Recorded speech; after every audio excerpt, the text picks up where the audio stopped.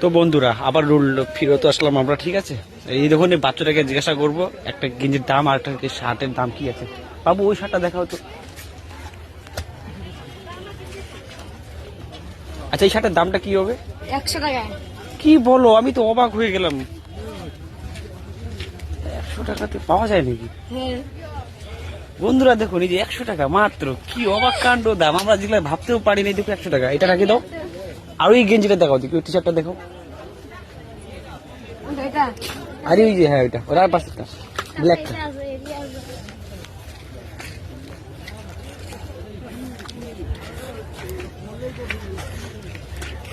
এটার কি দাম আছে? ওটা সেম। সেম 100 টাকা মাত্র। দেখুন আপনারা ভালো করে দেখে নিন, দেখুন এই যে এইসব গেঞ্জি 100 টাকা করে।